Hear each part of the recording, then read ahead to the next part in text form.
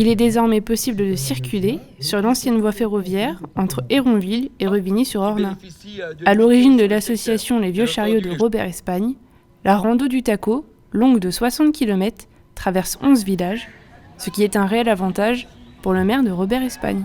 Le but du tourisme, c'est de garder quand même des gens quelques jours sur le secteur.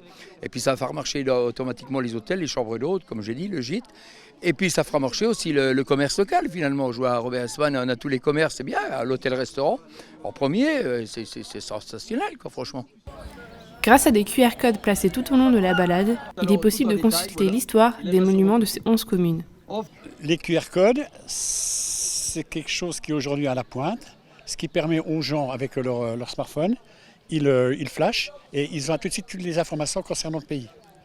Dedans, vous allez retrouver ce que je viens de vous expliquer, l'architecture, le vécu du pays, ce qu'il y a à voir dans le pays.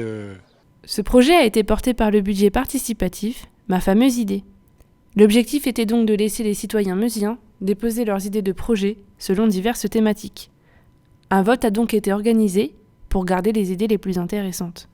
On a eu un très gros succès puisque un peu plus de 500 idées déposées, ensuite 150 en catalogue pour le vote et 38 projets lauréats.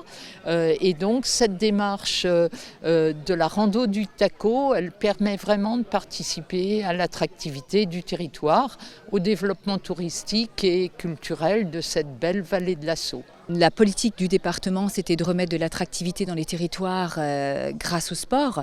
Et là, on est tout à fait dans le thème et c'est porté en plus par des gens du cru.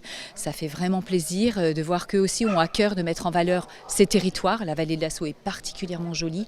En plus, c'est un panel d'activités qui est proposé.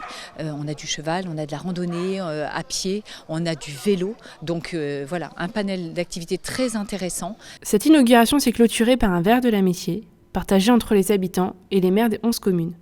Il est maintenant possible de traverser la vallée de l'Assau à pied, en vélo ou encore à cheval.